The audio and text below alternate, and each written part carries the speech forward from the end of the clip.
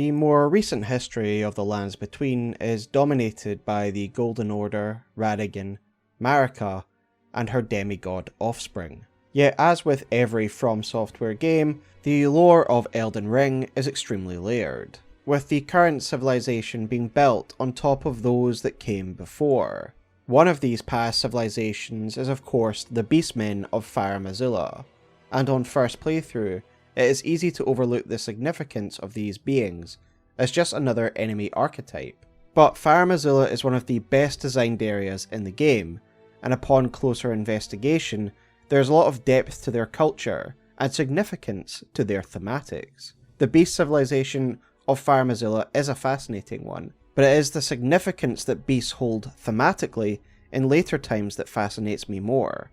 So join me this week as we examine the Beastman civilization, their evolution, history, culture, and what they can tell us about the nature of humanity itself. At this stage, I would like to give a massive shout out to Lokey, author of Abyssal Archive, for not only providing me with translations for this video, but also their keen insights into the subject matter. Beasts are a very nuanced theme in Elden Ring, and Lokey provided some real missing links to my ideas and theories. But before we go any further, remember that if you like Elden Ring lore, then consider liking this video and subscribing to the channel for more.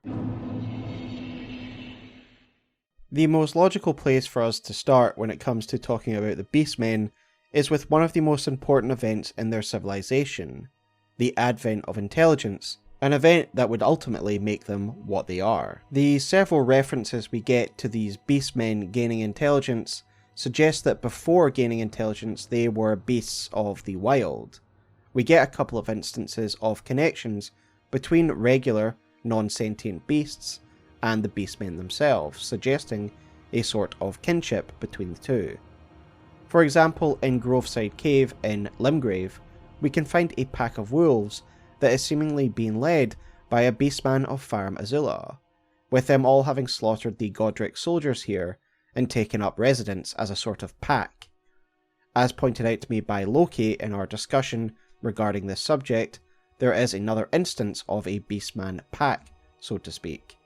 This time in Dragon Barrow Cave, a cave filled with a rune bear and another pack of wolves, all seemingly being led by a pair of beastmen, this time found further in the cave. Perhaps these beastmen had fallen with the rubble of Farum Azula. The rubble, of course, we can see all throughout Limgrave and elsewhere in the Lands Between. The connection between sentient beastmen and regular beasts is also compounded by the depictions of regular animals in Farum Azula, i.e. the wolf pack that we find in the central part of Farum Azula, this being the centre of their civilization and regular wolves being venerated in statue form.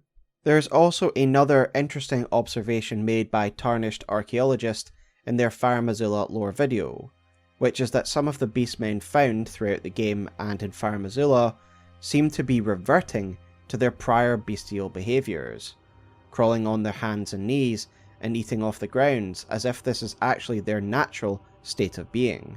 My conclusion therefore is that Beastmen society are evolved, sentient variants of regular animals such as wolves, and given the association of Sarosh and lion imagery, we could also speculate that other types of beasts could have joined wolves in their ascendance, becoming the species we know as Beastmen, and later on we will assess the different variations of beasts found within this society.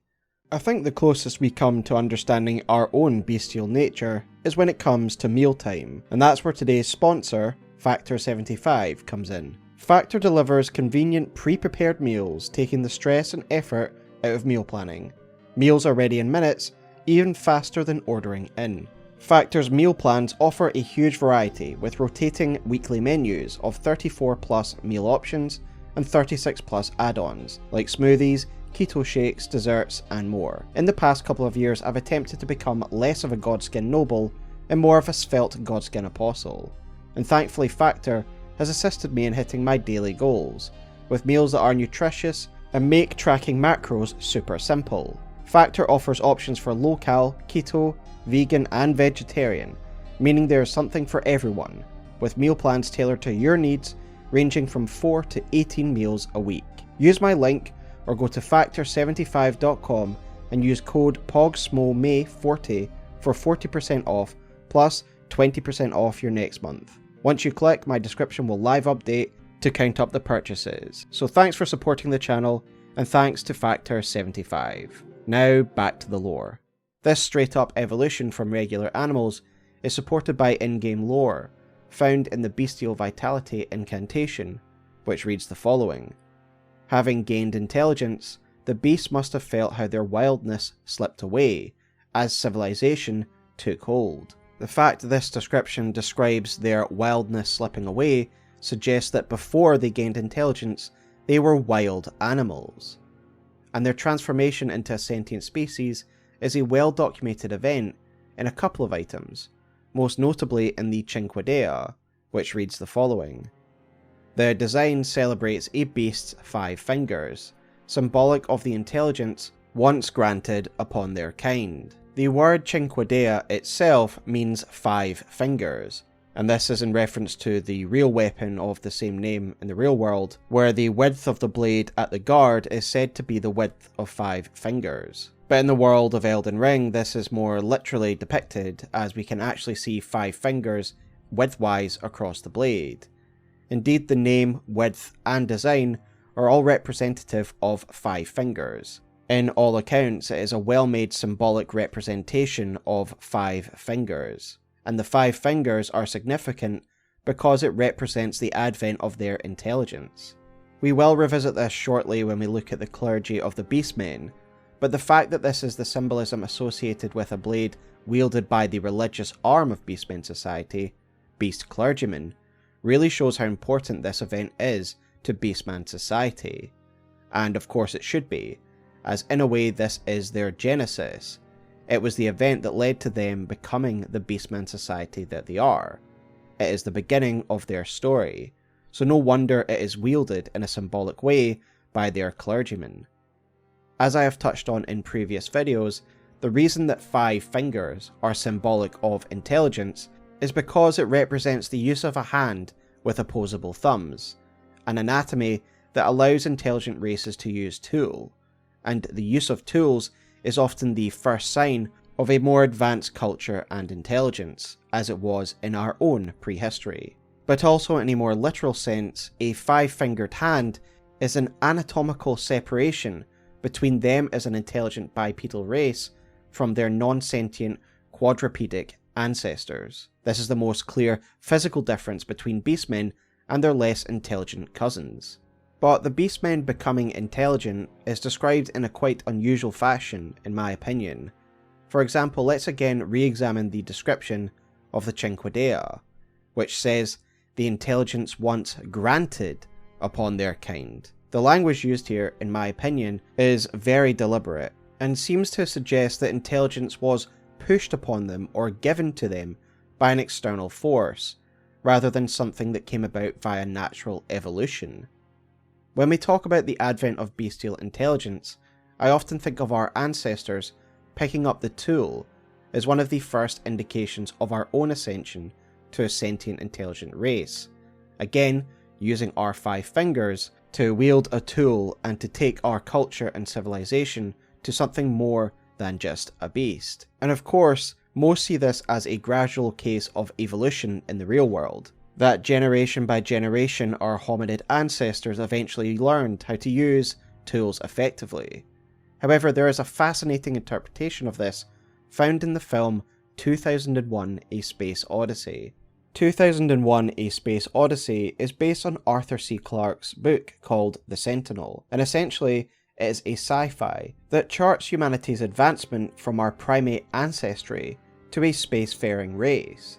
But the main interesting part about the story is how each stage of human advancement is marked with the contact of a cosmic force, represented by alien obelisks.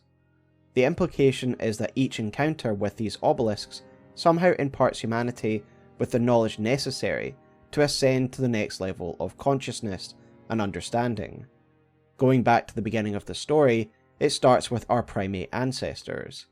After a tribe of hominids comes into contact with one of these obelisks, they soon realize the usefulness of wielding bones as tools or weapons, and thus they drive a rival group off a watering hole using the advantage of essentially having weapons, whereas their rivals have none.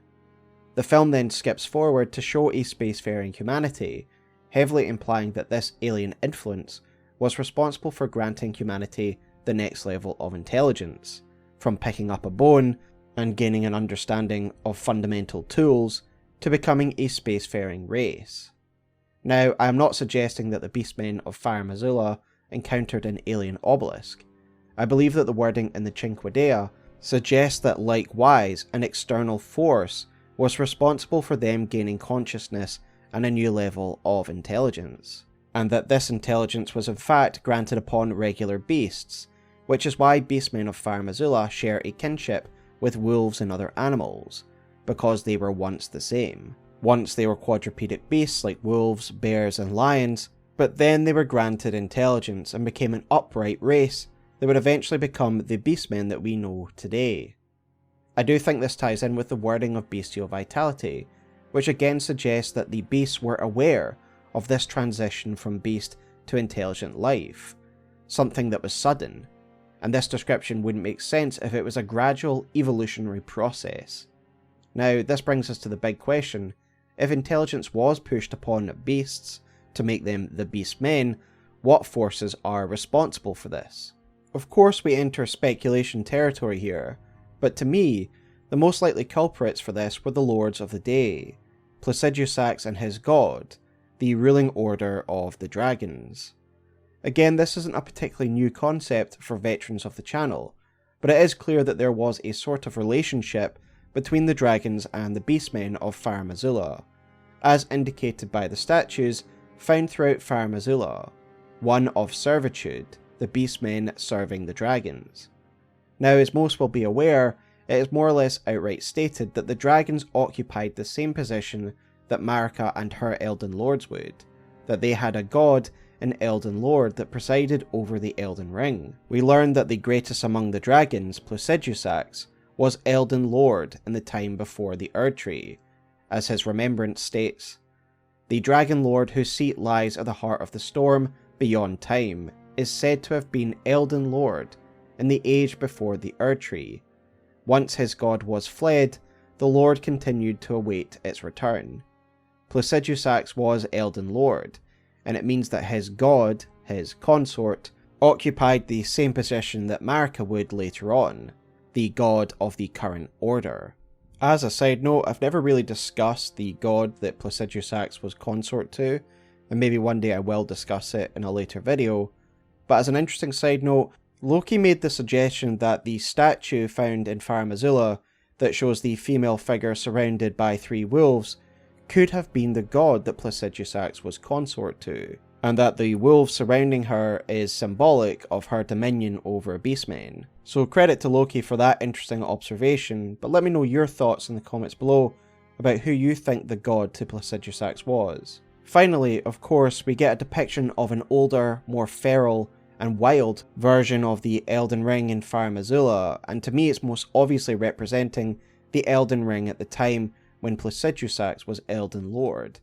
And again, this suggests that dragon civilization was once the capital of order, as Leyndell would later become, and that Placidusax and his god ruled over the land much as Marika and Godrey once did.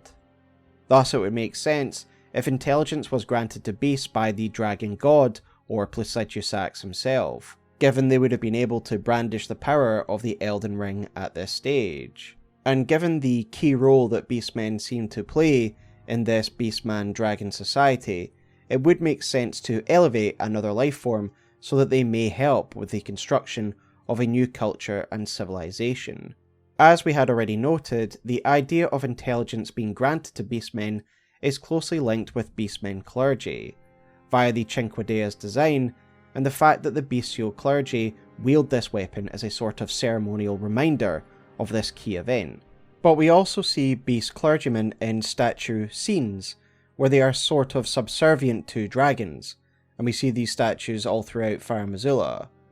Could it not be then that if dragons and intelligence are both connected to the Beast Clergymen, i.e. the central religious body of Farum Azula society, that these two events are linked, at least to the Beastmen, that to them, they attribute the granting of their intelligence to their dragon overlords. And that is why both intelligence and dragons are celebrated by the clergy. Earlier on in this chapter, we acknowledged an observation made by Tarnished Archaeologist, where it seems as some of the Beastmen are beginning to revert to their bestial nature, crawling on their hands and knees, and eating off the ground like their quadrupedic cousins. But why, and what can this tell us about the Beastmen? Well, we also get discussion of one's bestial nature returning in the lore of Gurranq, Maliketh's alter ego. We see this in the Beast Claw incantation description, which reads the following. The incantation represents the fury of Gurranq. His bestial nature returned, as much as it does his restless agitation. Again, this seems to imply that Gurranq himself now has his bestial nature returning, once again implying that this was his natural state, that of a wild beast, and that his intelligence is the result of an outside force that is now fading. Now, Gurranq's bestial nature returning could be for a number of reasons. It could be because he was once a beast of Farum Azula, that he is also experiencing the same regression that some of the other beastmen are. Or it could be that because he is a shadow of the Empyrean to Maliketh, that because her order is shattered, he is beginning to lose the intelligence that was granted upon him when he was chosen to serve as her shadow. Indeed, let us sidestep for a moment and discuss the shadows of the Empyrean, as I do believe it's a useful illustration for evidence that these great external forces can actually shape life and push intelligence upon them when needed. Ranni, in her oft-quoted speech, gives us a brief insight into how she received Blaidd, her Shadowbound Beast, and their relationship as Empyrean and Shadow. I was once an Empyrean, of the demigods. Only I, Miquella, and Malenia could claim that title. Each of us was chosen by our own two fingers, as a candidate to succeed Queen Marika, to become the new god of the coming age, which is when I received Blaidd, in the form of a vassal tailored for an Empyrean. This speech describes the process by which Empyreans are granted their Shadowbound Beasts, with the two fingers themselves playing a pivotal role, themselves vassals of the Greater Will. I thus believe that the power of the Greater Will, or the Elden Ring, can specifically tailor these beasts, moulding them like clay into forms useful for their Empyreans. One thing before we go further is I do want to discuss the concept of the Shadowbound, which is really an addendum to the previous Shadowbound lore video that I did last year. In that video I had suggested that these shadows, the shadows of the Empyrean, were completely made from the ground up by the two fingers. But upon reflection of all this lore, I would have to say that I've changed my mind. The ideas of the Beastmen in general being granted intelligence and essentially being reformed as a new species gives precedent that existing lifeforms can be tailor-made, altered until they are the forms of the Shadowbound that we see in-game, namely Blaidd and Maliketh. And so, once again I've changed my mind and I believe I was wrong, as I so often am. Specifically what Ranni actually says here is that Blaidd was tailored to a form that suits an Empyrean and her needs. Tailoring, the word, is a fitting of existing clothes or materials to fit the needs or form of the customer, meaning that the shadow is an existing being altered to fit the needs of said Empyrean.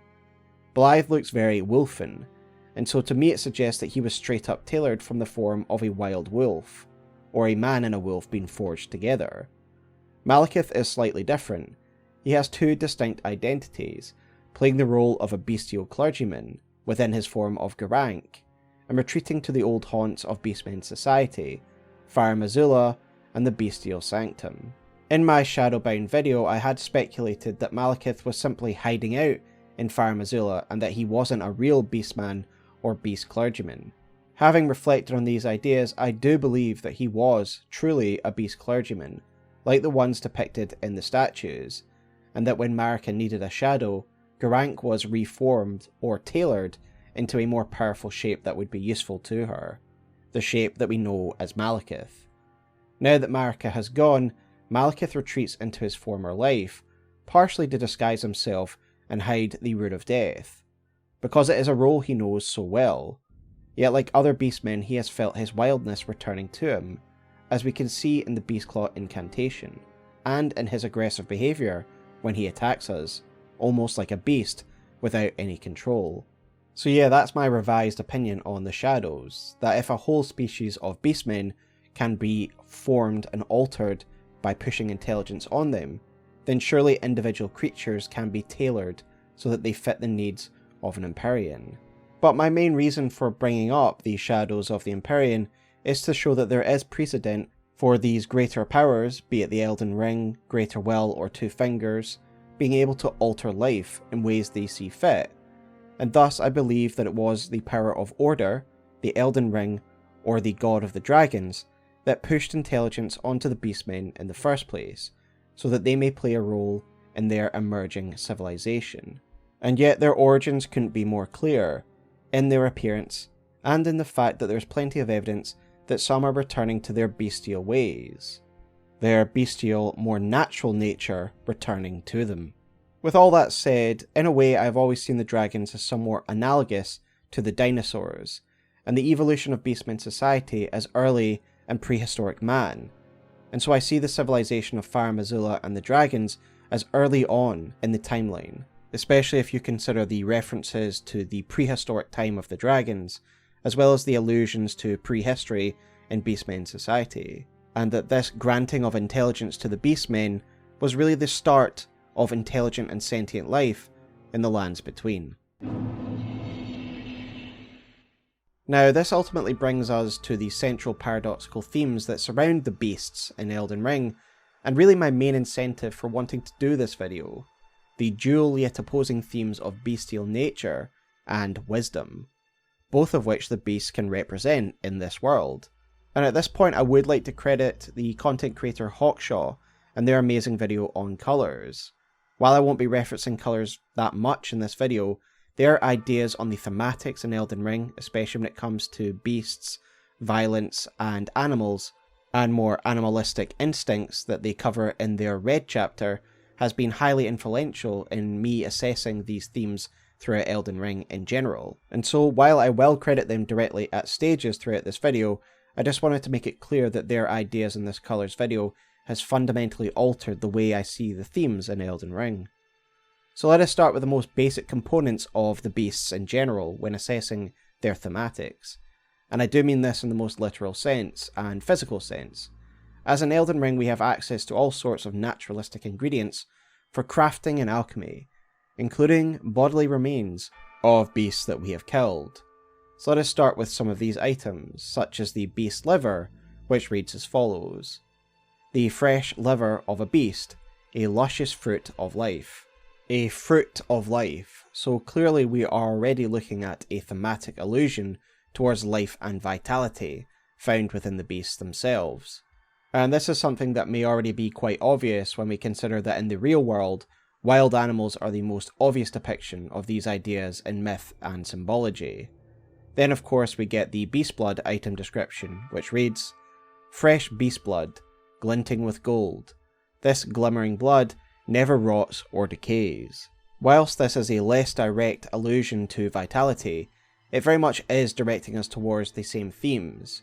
The blood never rots or decays, showing the almost supernatural power of lively vigour found within a beast's blood, as if they are life and vitality made manifest.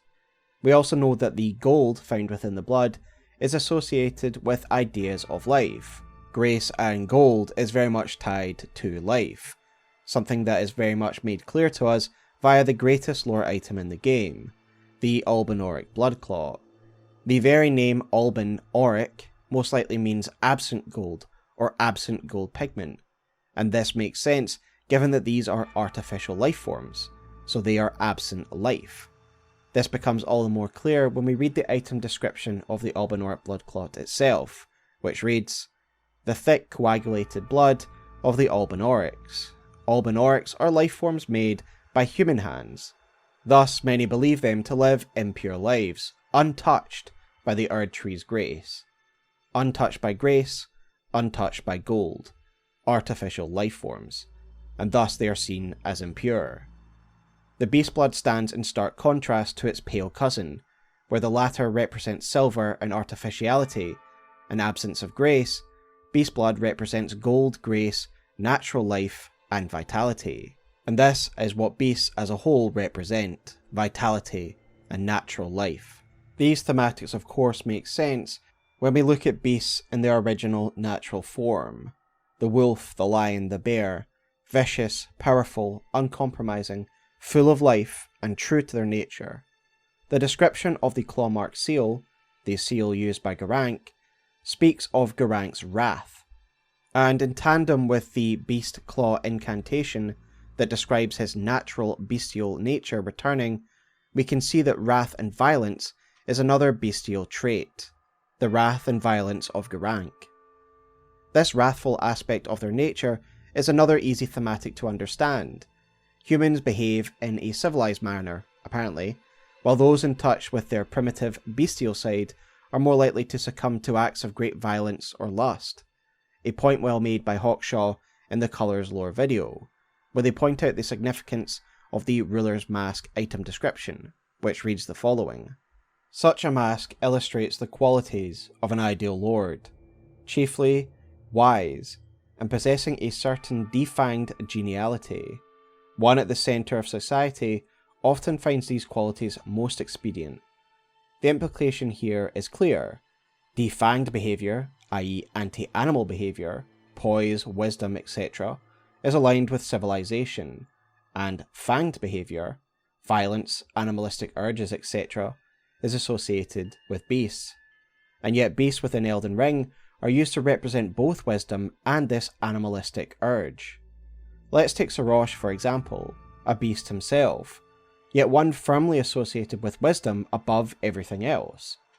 One mention we get of Sarosh is via the Beast Claw Greathammer, which reads the following. Greathammer with a striking end modelled to resemble 5 beastly claws. The black nails protruding from the golden fur are said to represent Sarosh, Lord of Beasts, who went on to become King Godfrey's regent. Here we have a hammer modelled on Sarosh that, surprise surprise, makes reference to the 5 fingers or claws of intelligence.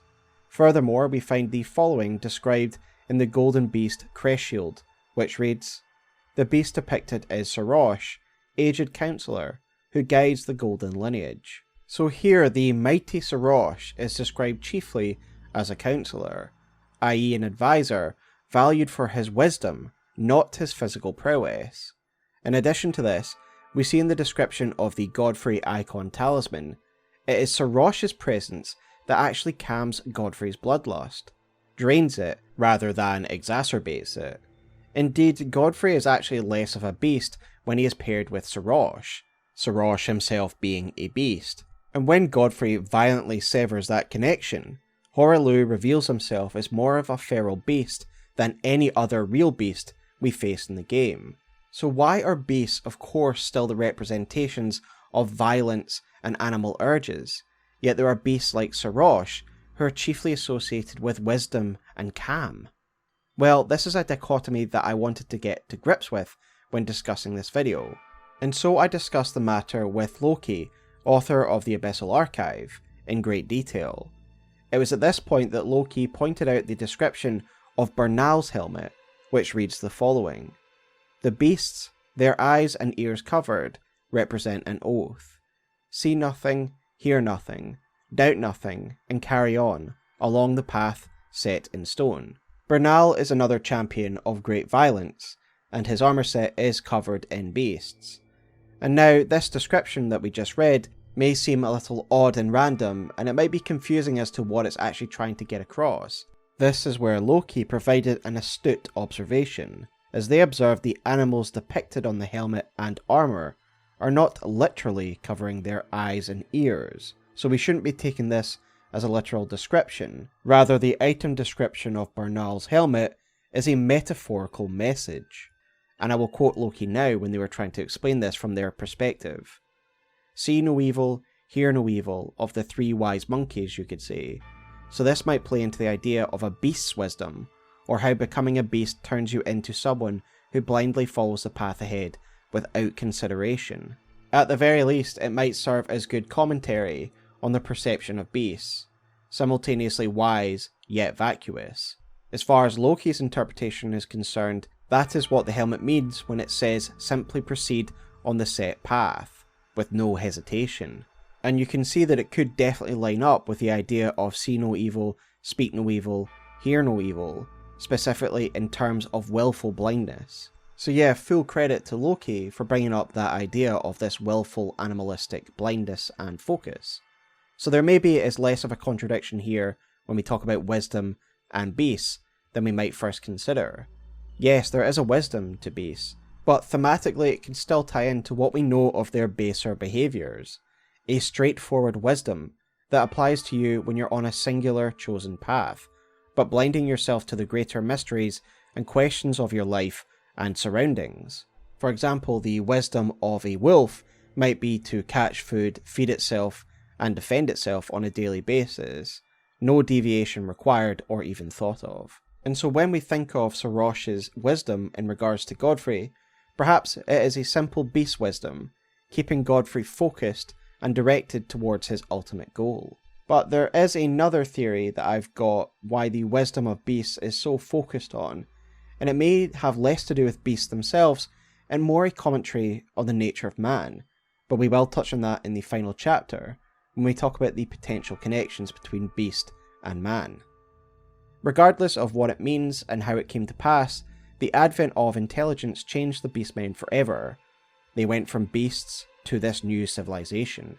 They let go of the wild power, and they came to terms with their intelligence and consciousness. And if this happened suddenly, through the interference of a third party, as we have suggested, this would have been a terrifying moment of awakening for beastmen who had only known feral impulses.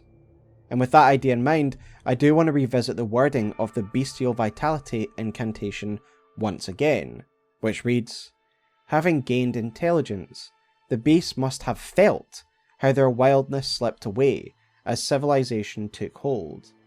The wording to me suggests a sort of panic. The word felt is really important here. As I said earlier, if it was a natural evolution, you wouldn't feel it or notice it happening, and it would happen so gradually over generations. But if they feel in real time that they are losing their true nature, their true savagery, and are left almost naked, waking up to this new consciousness, this would have been terrifying.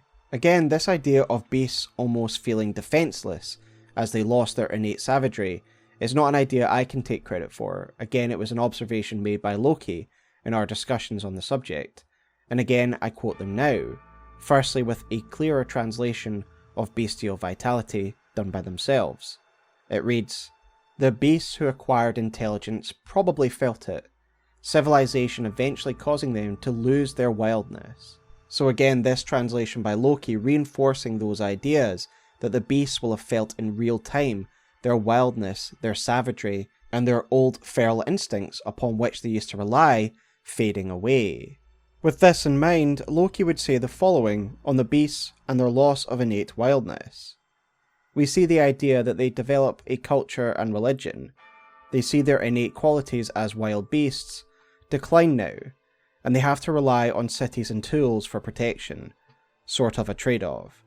When you have only yourself, your body steps up to the challenge, but when you have all these add-ons to fall back on, your body slacks, and slowly we evolve to be almost dependent on those trinkets. Until they are ripped away, then instinct takes over, and we fall back on old habits, like the beastmen who fell from crumbling Farum Azula, and now hide in caves leading wolf packs. So this is an extraordinary quote and insight from Lokey in terms of civilization versus nature, and I really am grateful to them for sharing this insight with me. In essence, what Lokey is saying here is that the beastmen didn't build a civilization only because they could, rather because they had to in order to survive. Humanity, as we stand now, physically are extremely frail compared to some of the more powerful predators that exist in nature, like lions, bears, or wolves. But because we have walls, tools, and weapons, we are able to circumvent our lack of animal strength and instinct. Likewise, we have the beastmen here, who felt their wildness slip away, and thus they lose their animalistic power, rage, and violence, on which they had previously relied on for their survival. And losing that would have been a very scary prospect, especially if it happened in an instance. Being faced all of a sudden with the ideas of mortality and your own frailty could help explain the almost obsessive relationship that Beastmen society has with death, something that is clearly central to their culture. Farum Azula, the heart of their civilization, is one giant mausoleum, with Beastmen bodies on display everywhere, in ornate burials, posed dramatically against columns, and embedded in the floors and walls. This rather open exploration of death is even more stark in the vicinity of Bestial Sanctum, clearly a region that was once part of Beastmen society. Here we find pillars absolutely covering the hillside, all embedded with the remains of Beastmen. Again, a very public depiction of death within their society. All sentient species, ourselves included, need to deal with the terrifying spectre of death. In the real world, all religions deal with death and what comes next, a set of beliefs and practices that can steel humanity for the inevitable. The ancient Egyptians were a society really preoccupied with death and the afterlife, having entire practices around preparing oneself for the journey that comes after death. And I see a lot of this same kind of preoccupation with death in Beastman society. And alongside their veneration of dragons and their respect for the event of intelligence being brought to their kind, it seems like death is really one of these central pillars of their entire culture. Death is everywhere in Farum Azula. And it makes total sense to me. As beasts like wolves and bears, and really any non-sentient animal, they don't really care or obsess about death in the same way, beyond basic instincts of self-preservation. Going from predatory, animalistic races to a more intelligent, conscious species would have brought death and mortality into terrifying focus for the Beastmen society, and no doubt this helps explain their veneration of the dead and what we see throughout Farum Azula. And in general, I speculate that this newly sentient race spent a lot of time thinking about and preparing for the afterlife. As Tarnished Archaeologist shows in their Farum Azula lore video, some of the burials in Farum Azula are clearly modelled on the real-world Varna burials at the Varna necropolis in Bulgaria. And in these burials, they have golden trinkets, and this is also the same in some of the Farum Azula burials, where we see they have gold trinkets, coins, etc. The point of these gold trinkets in burials is a commonplace practice throughout different societies and cultures. In essence, these are treasures that one is supposed to be able to take with them into the afterlife. And again, the fact that this is replicated in some Farum Azula burials shows that there was this real preoccupation with death and what came after for Beastman society. Mortality was something greatly on the minds of this new community, freshly awakened and conscious to the frailty of life. So to surmise what we've discussed so far, Beastmen in an era long past were once regular beasts, wolves, lions, and maybe sheep. They were granted intelligence by a higher power, an event still memorialised by the Bestial Clergy, of which Gurranq was once a member, before he was tailored into a form suitable for his Empyrean. But with this intelligence came a focus on mortality, a new concept for them, and as they lost their feral instincts for their defence and survival, they would work with the dragons to build a new civilization that would protect them from the dangers of the world. And within these walls they would memorialise the dead, preparing themselves for the inevitable and the potential afterlife. With that said, now let us look at the evolution of beast society through this prehistoric era. When it comes to the timeline of beast civilization and how it developed, we have discussed this in prior videos on the channel, such as my dragon lore video, so forgive me for a degree of repetition. But this was an idea introduced to me by the incredible work of Tarnished Archaeologist in their Farum Azula lore video.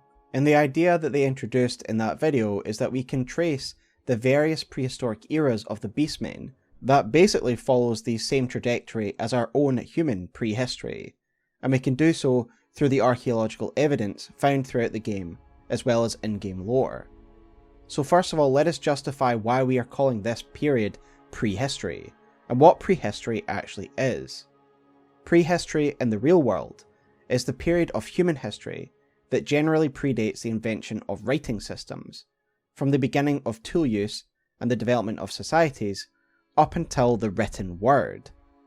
Prehistory is generally marked by 3 major ages, though there are various sub-periods beneath these: the Stone Age, the Bronze Age, and the Iron Age, all named for the main material used for tools and weapons.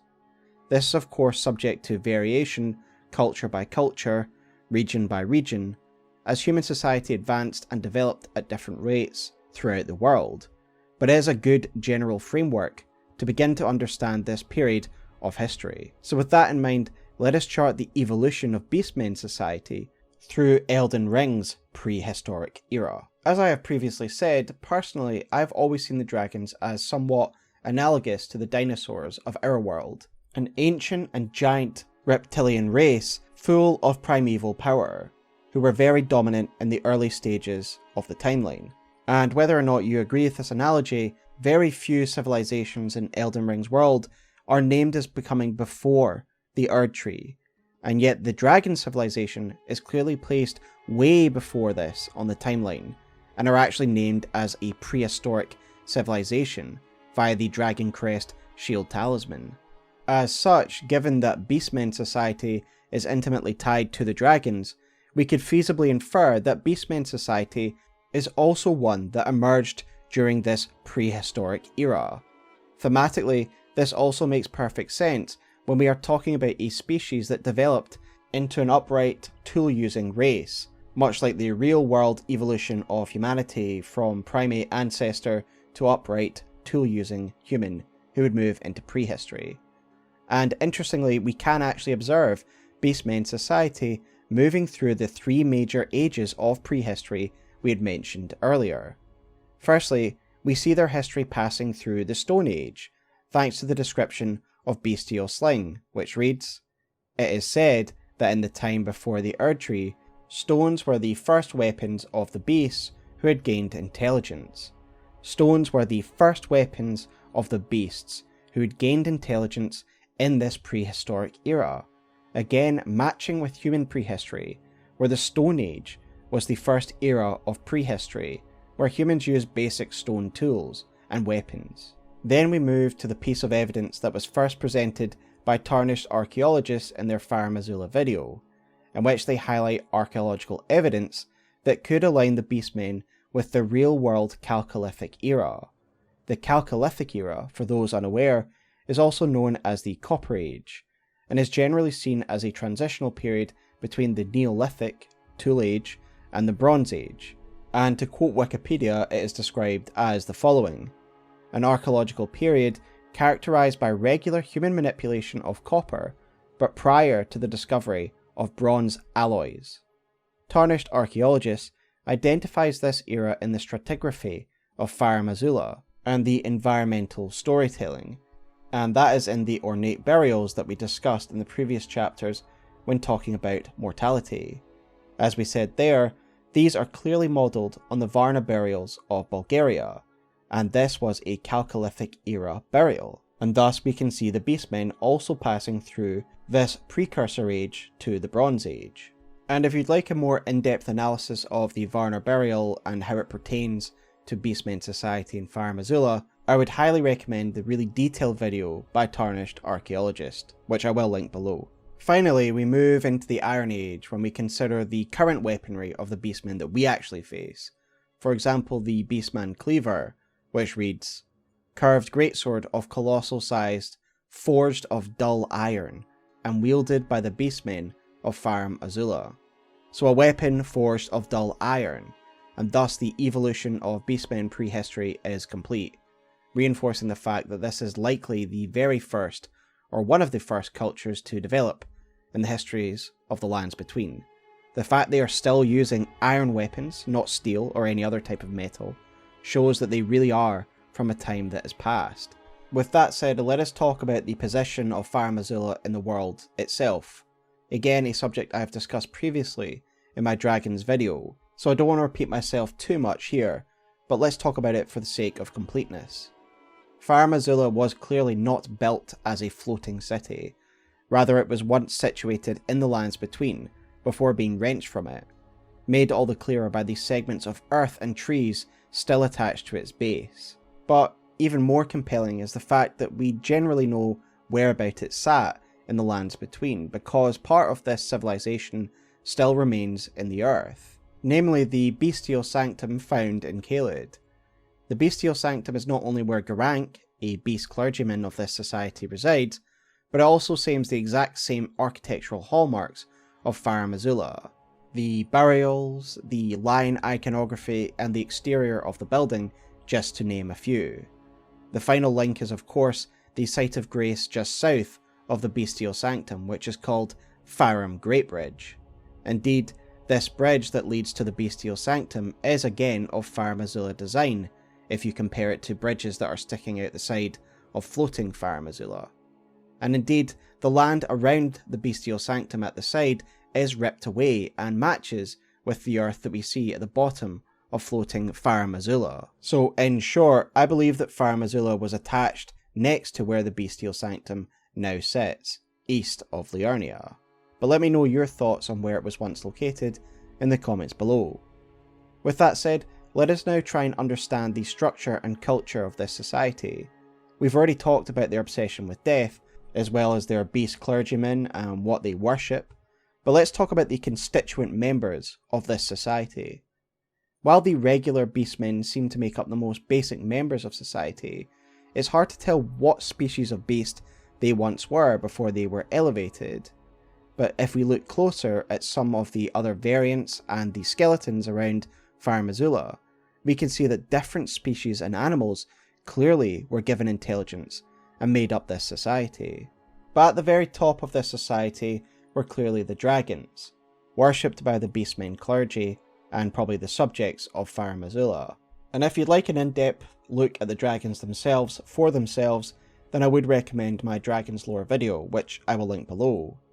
But in short, not only are they all-powerful, but they are incredibly intelligent. They aren't just wild beasts, and we can see this in the way that Placidusax and Godwyn developed a friendship, as well as the way that Lansax could transform into a human and commune with humans of Leyndell. Ruled over by Elden Lord Placidusax and his god, they were the Order of the Day who brandished the Elden Ring, the very tippy top of this ancient society. Indeed, Farum Azula, the crowning achievement of this entire society, seems to have been built in honour of a particular dragon, as the ashes of the Farum Azula beastmen read, "Spirits of beastmen from doomed Farum Azula, the slowly crumbling ruins in the skies. These ruins are said to be the remains of a giant mausoleum enshrining an ancient dragon, guarded by chosen beastmen who wield weapons clad in lightning." Again, this very much reinforces the subservience of beastmen within this society to the dragons. Not only is the whole of Farum Azula built to honour a dragon, but beastmen are the chosen guards, meaning they are some sort of honour guard in service to the dragons. Now, again, without going into too much detail on something I've covered in other videos, there's clearly a tie between the dragons and lightning, especially Placidusax, who can literally turn himself into a storm cloud, and who I believe to be the Storm Lord. Yet there is another species within Farum Azula that seems to have an association with the storm as well. That is the Stormhawks, of course. While most people will be familiar with the grafted hawks of Stormveil, we actually find the hawks in a more natural form in Farum Azula, living in harmony with the dragons here, and it is the first piece of evidence that the Stormhawks may originate from this bestial society. To reinforce the fact these birds are very much part of this society, we can find bird iconography in the walls of Farum Azula and adorning the clawmark seal, a seal of the Beastmen clergy. We know that this species of hawks are closely aligned with the storm, as the Stormhawk feather reads, "A feather from a hawk that lived as one with the storms." This also seems to be in line with what we see of the Stormveil community of hawks. This was a place where Stormhawks would come to roost, a relationship described by the description of the Stormhawk King, which reads, "Ashes of a hawk, revered by all others as sovereign, back in the day when Stormveil's winds still raged like no other. This ancient monarch is proud, however, refusing to answer anyone's summons." The two places in which we find Stormhawks are very much aligned with the storms, therefore suggesting again this innate relationship between hawks and the storm, a relationship well illustrated by the Stormhawk axe itself, a weapon forged in honour of these birds, and its weapon art summons the power of storms and lightning, reinforcing that connection. So why do the hawks have this connection to the storms, and how are they a part of this community of Farum Azula? Well, I would like to make the following speculation, that the Stormhawks are not just aligned with the dragons, rather they are descendants of them. And I believe this would explain why the hawks are so innately connected to storms as the dragons are. Why do I believe this? Well, it is just speculation, but remember how I keep banging on about the fact I believe that dragons are analogous to the dinosaurs of the real world. Well, in the real world, birds are the descendants of the dinosaurs, hence why raptors, a group that hawks actually belong to, share the same name of the dinosaur species, raptors. If the hawks are descended from the dragons, it would explain why the two species share the same connection to the storm, and why they come from the same society. Now, let us turn to Sarosh. We don't find any lion-esque beasts per se in Farum Azula, but there is plenty of evidence pointing to the fact that lions do make up a part of this civilization. Firstly, we have the various instances of lion iconography all throughout Farum Azula and in the Bestial Sanctum.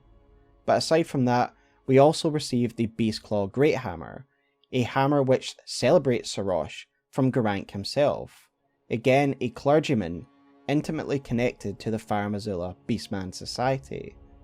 We also do see lion-esque natural enemies in the game, in the form of guardian beasts, again suggesting that lions as a natural creature exist in this world.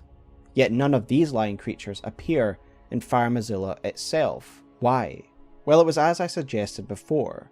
Despite the fact the regular Beastmen enemy don't really give away any heritage that they might have come from originally, we do see evidence of different types of Beastmen if we look closely at the skeletons and undead of Farum Azula. For example, the undead Beastmen look closer to wolves than the regular Beastmen, their skulls having a longer snout, whereas the skeletons of the Beastmen found bound to the columns and buried in the wall are very much lion-esque, if you compare their skulls to real-world lion skulls.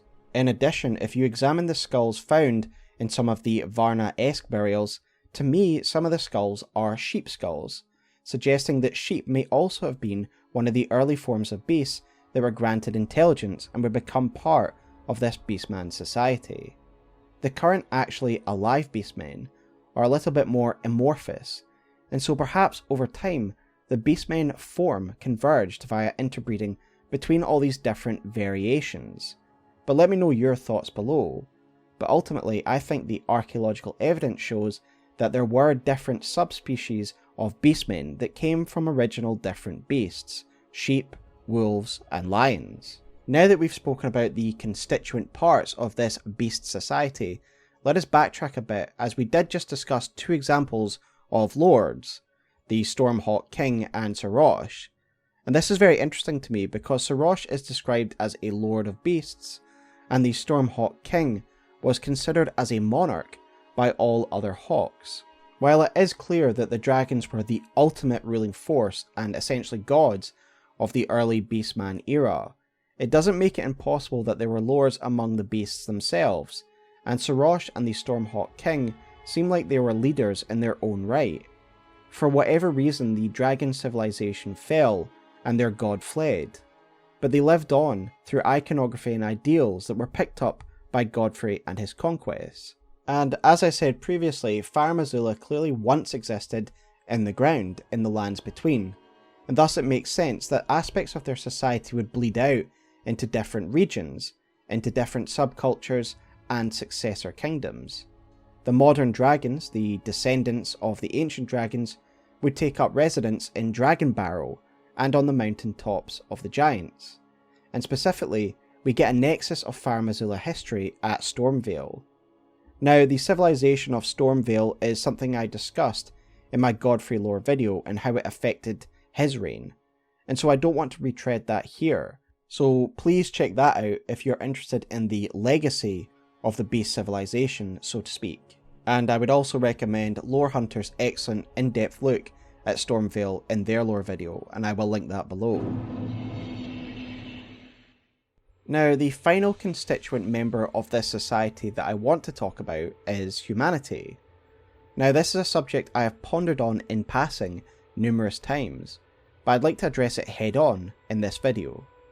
Firstly, we have the various human scenes found throughout Farum Azula, and we could just write this off as generic artistic filler, but I don't ever like really doing that. I like to try and find some explanation for it, not in a From Software game.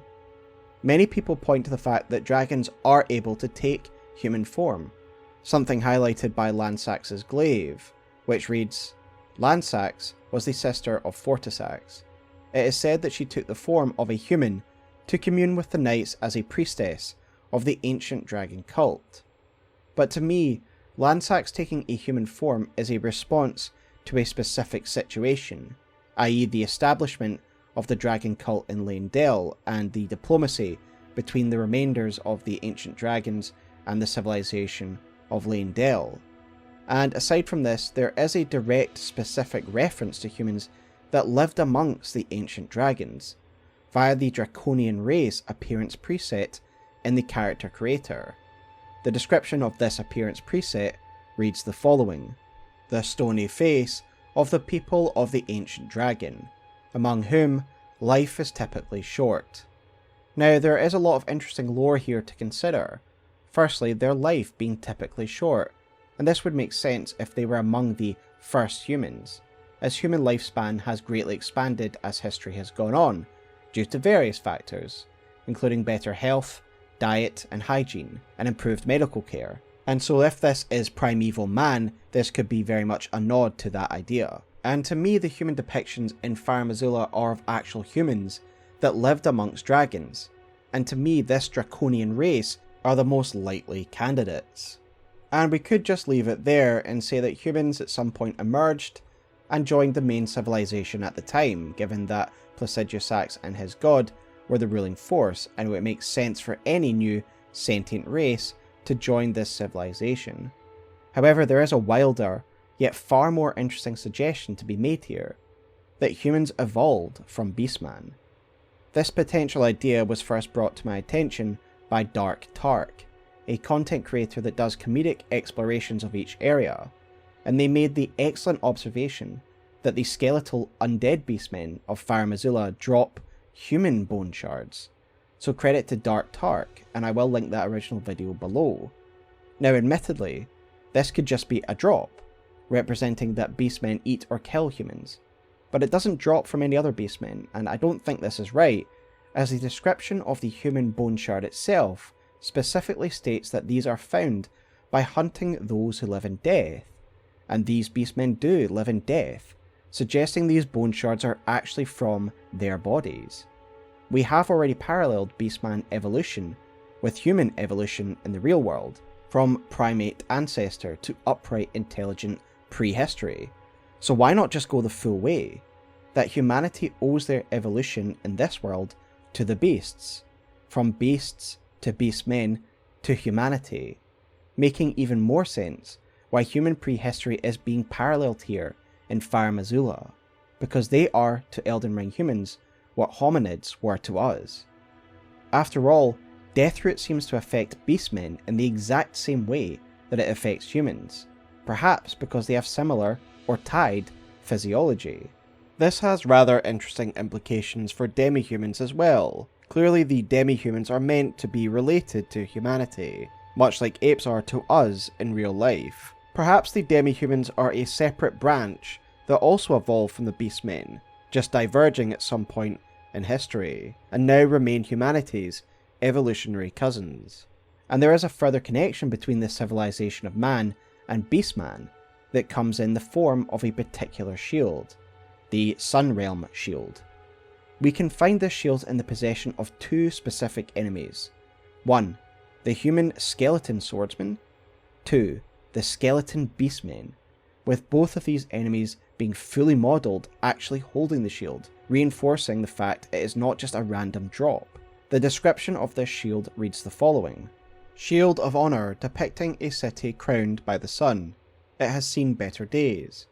Much like the wear upon the shield, the seat of the sun is long faded away.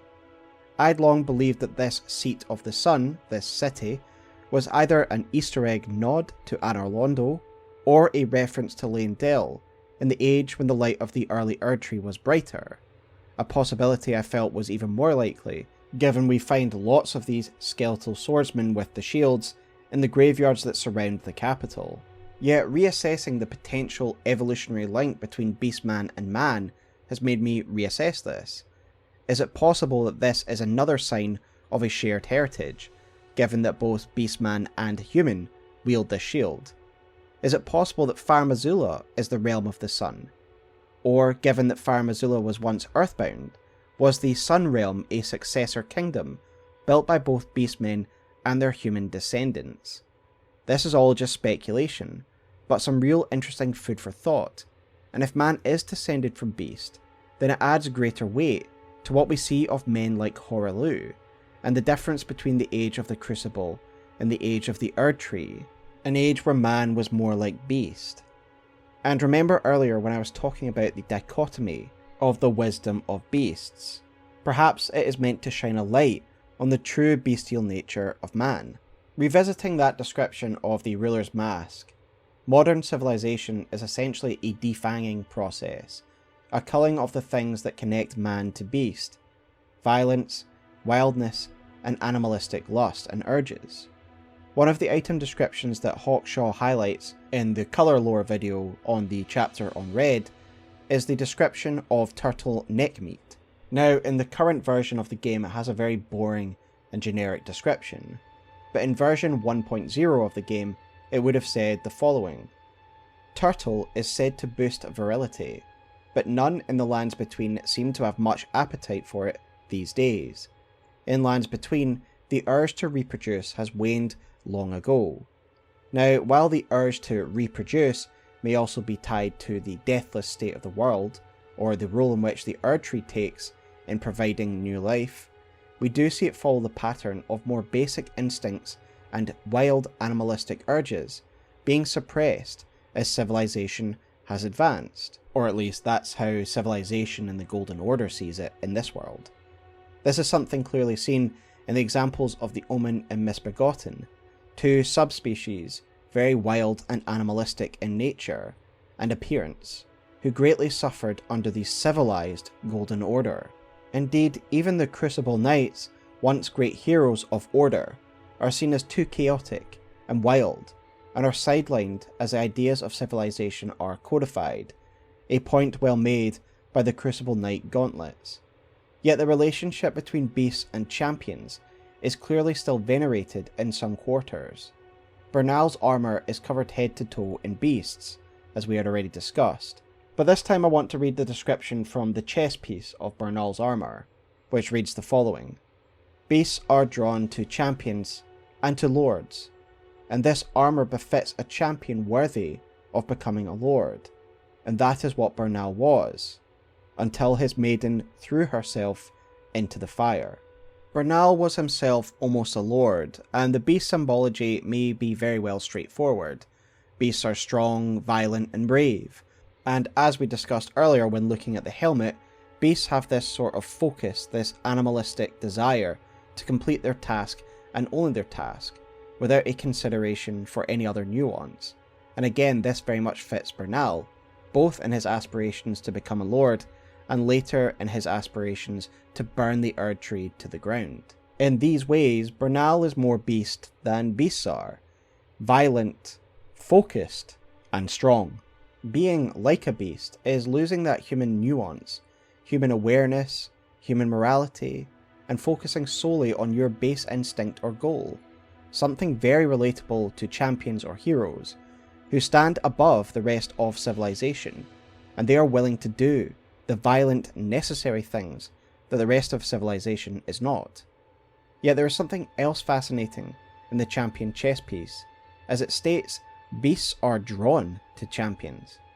Now this was a sentence again brought to my attention by Lokey, so again credit to Lokey for raising the importance of this chess piece.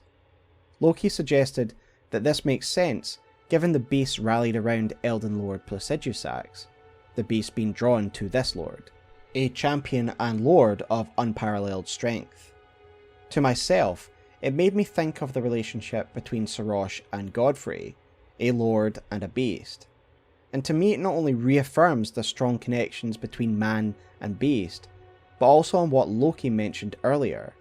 With intelligence came new weaknesses, a lack of savagery, a loss of that willful instinct to survive at all cost, and with it becomes the crippling awareness of death and the frailty of life. And perhaps in that respect, with the conscious loss of that feral nature, beasts are drawn to violent champions like Hoarah Loux, who are more beast than beasts themselves, following the advent of beasts being given intelligence. For the beast within man, and the taming of it, is no better illustrated than by Godrey and Hoarah Loux. Upon taking his axe and title of First Elden Lord, Godrey separates himself from his more bestial counterpart, his more bestial desires and urges and behaviours. And when he sheds his Godrey affectations at the end of the game and becomes Hoarah Loux once more, a transformation marked by a violent act, the killing of Sarosh, you would be hard pressed at this exact moment to find a more beast-like being than Hoarah Loux, even amongst the rune bears in the lands between. Here is a man fighting with his bare hands as a beast would fight with claws, ripping and tearing with wild abandon and the savagery of a beast. These are all points and themes we had discussed in our Godrey lore video, a man of the age of the Crucible being a stage in history when men were closer in nature to beasts, where only the strong survived and thrived. But then the age of the Crucible passed because, with new ideas of civilization as it is in the real world, violence becomes less acceptable, and men are meant to behave in a more reasonable and poised fashion. Again, I say that with a pinch of salt. But perhaps in Elden Ring, this evolution of man from a more violent time to a time of civilization is more literal, that the beast within Godrey and within all men isn't just tempered by civilization because humans are becoming more advanced and have different ideas of civilization, but because the beast within man in Elden Ring may be more literal than we first considered. Perhaps the beast within Hoarah Loux is owed to the bestial heritage that all humanity has. It's just that Hoarah Loux's is much closer to the surface, and that is why we can consider the more intelligent beasts of the Beastmen society as less beasts than violent men like Hoarah Loux and Bernal, who are closer to the beasts from which they are descended. So thanks guys, that is my take on the beasts, their culture, history, and effect on the broader themes of Elden Ring. Again, I would just like to offer a huge thanks to Lokey, who not only brought translations to this video, but brought some really clever and nuanced insights to this video that I hadn't considered from my own mindset. The ideas and importance of Bernal's armour, for example, and the idea that when you become less wild and more civilized and intelligent, you lose that feral strength and that savagery that protected you from the dangers of the world before, and that the building of civilization isn't just something that sentient beings can do, it's something they need to do for that collective protection from more physically and feral dangerous beasts. But let me know your thoughts on this video. If you like this video, then consider liking it and subscribing for more, as I do primarily cover Elden Ring lore. Leave me your thoughts in the comments below. What do you think about the beasts, and what would you like me to cover next? I know there were certain beast topics that I kind of skirted over, but it's mainly because it's something I've covered on the channel before. Godrey and Sarosh, Stormveil and Maliketh, for example. But until next time guys, I will see you in the fractured remains of Farum Azula. Take care and have a wonderful night.